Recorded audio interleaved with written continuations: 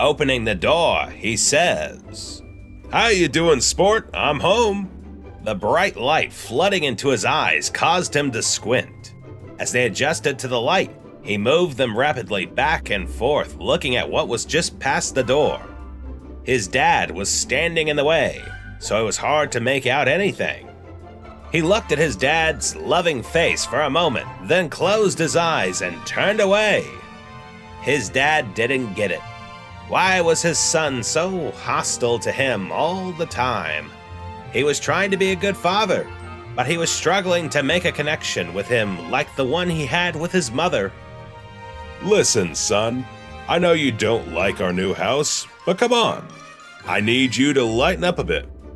He ignored his father, not even turning his head to acknowledge the fact he was talking to him.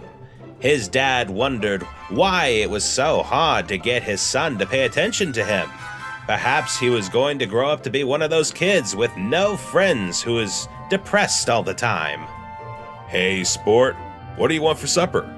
With his head turned away from his dad, he shook his head no.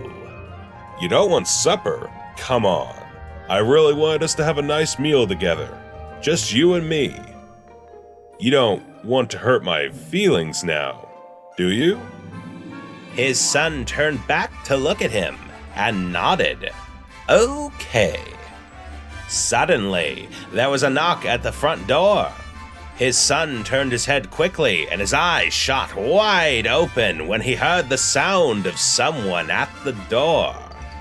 Uh-oh, seems someone's at the door. You stay here, and I'll take care of it. Daddy will be right back. His son struggled to break free from the zip ties around his wrists and ankles. As much as he tried, his muffled screams couldn't possibly be heard past the duct tape across his mouth.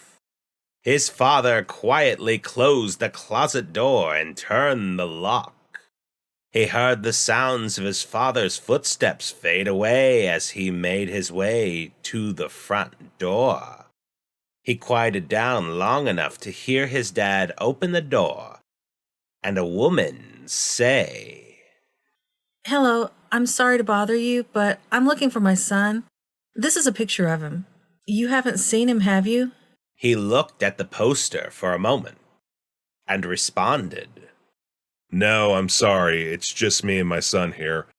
But if I do see him, I'll be sure to give you a call. Okay. Thank you. as the sound of the closing door echoed in his ears. Tears streamed down his face. He tried once again to break free from the ties that bound him.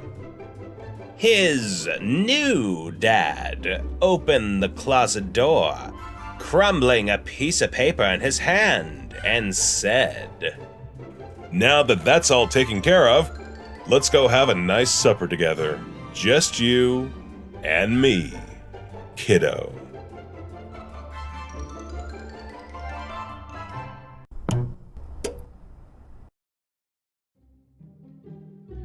Thank you for listening.